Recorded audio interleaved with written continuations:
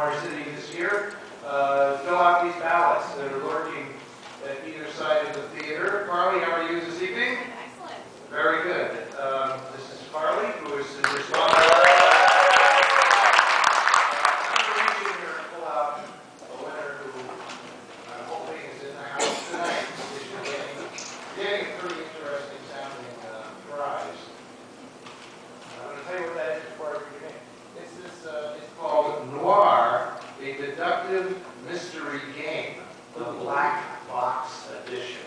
And it has some weird thing that's an element of the game stuck on the back here, like a gold lame purse or something. It's weird. It's not mine. And mine's a little more worn than that. But it covers like the purpose of the game, so I can't explain it any more to you. But David Perk. David Perk? Looks like a P-E-R-K.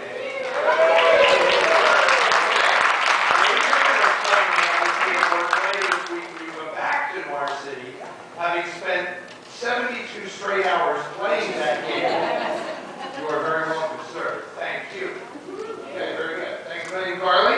And tonight, before Blind Spot, I'll be back to do my trivia game, only it's not trivial at all.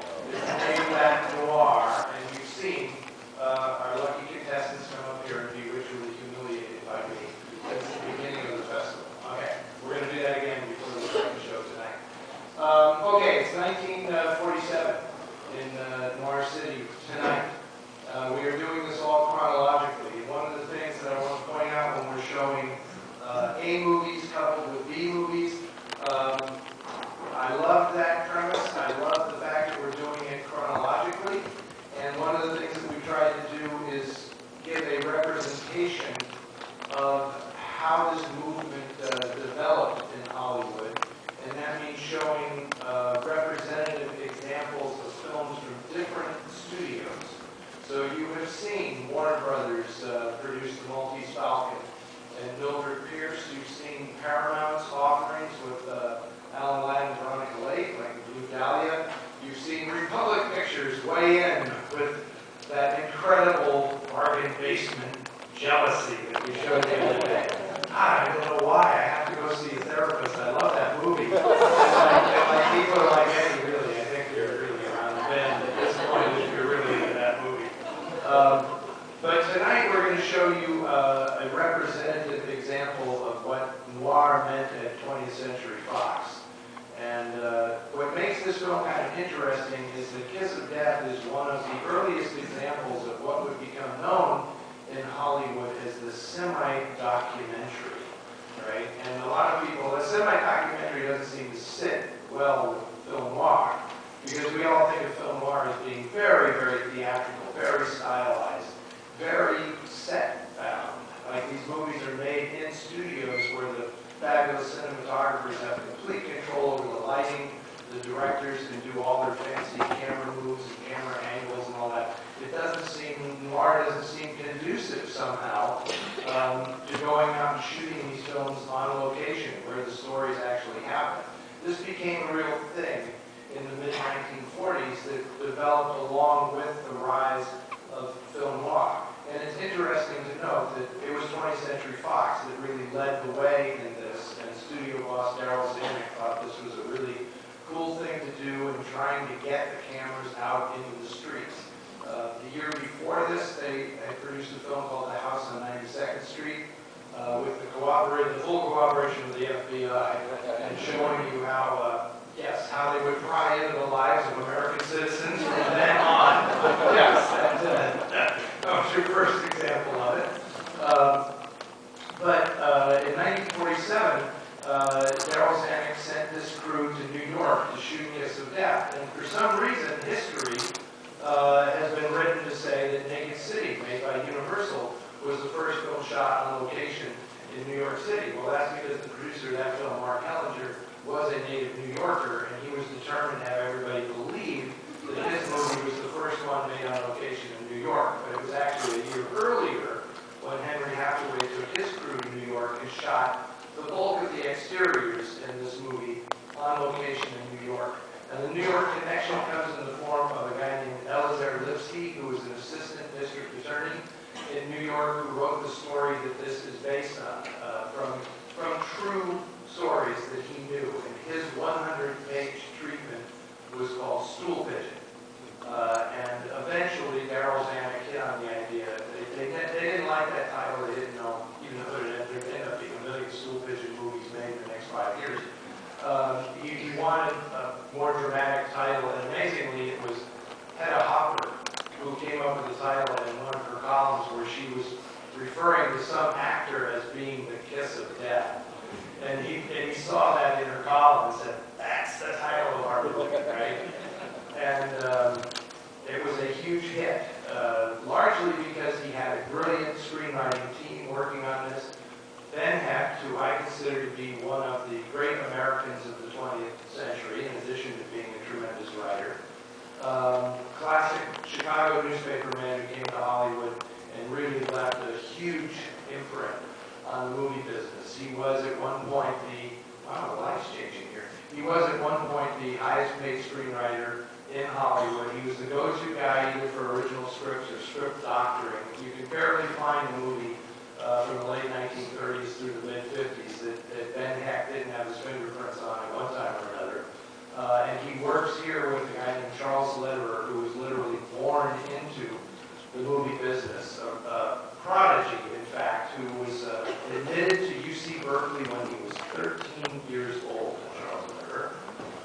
And Ben Hecht really shined to him, and they became writing partners. And this is one of many scripts that they worked on together. Henry Hathaway is very much like Michael Curtiz, the director of Mildred Pierce. There was no genre that he could not succeed in. He was a total prick on the set. I've never heard any actor say that they enjoyed working with Henry Hathaway. He was a great guy off the set, but he was kind of a monster. Richard Widmark referred to him as Hitler on the set, and Colleen Gray, the co-star of this movie, said that she almost quit the movie business because it was so hard dealing with this guy on the set who just tried to crush her emotionally in what is her movie debut. Nice guy, but he could really make movies all night. They're fantastic. The cinematographer Norbert Rodin was the go-to guy for noir films at 20th Century Fox. He shot all kinds of fantastic stuff during the 1940s. This one, Thieves Highway, Somewhere in the Night, all kinds of fantastic movies. Of course, the point of all of this is, sorry, Victor Mature. He's a wonderful actor, Victor Mature, and ahead of his time. He was ridiculed mercilessly in his lifetime by critics who thought he could not act.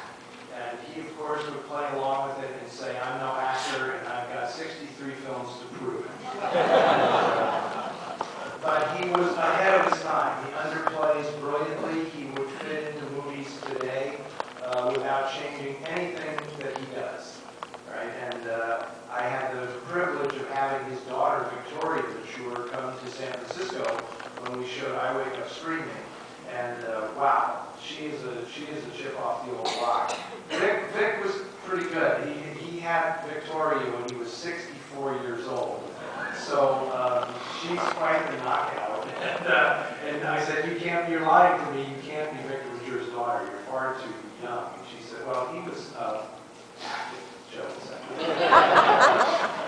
Anyway, you know what this is all leading up to. The point of all of this is the movie debut of Richard Widmark, who was absolutely stunning in this movie, right? And he was a sensation and a revelation. And I always liked it when I introduced noir films. I never want to underplay the contributions of the actors in these things. Humphrey Bogart was vitally important to the development of film noir.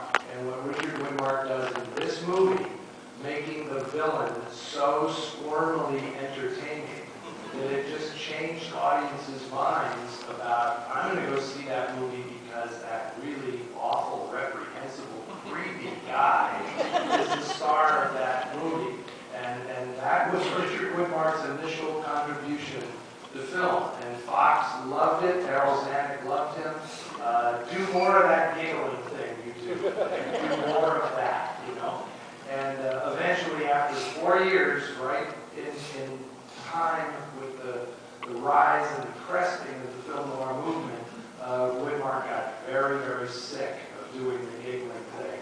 And he did not want to play another variation of Tommy Vito, the character that he plays in this movie, but it is part of his very impressive legacy in the movie business. So you're in for a treat. In addition to all of that, you are going to hear one more time in a Fox film Alfred Newman's theme, Street Scene, which is played in every single Fox film noir movie.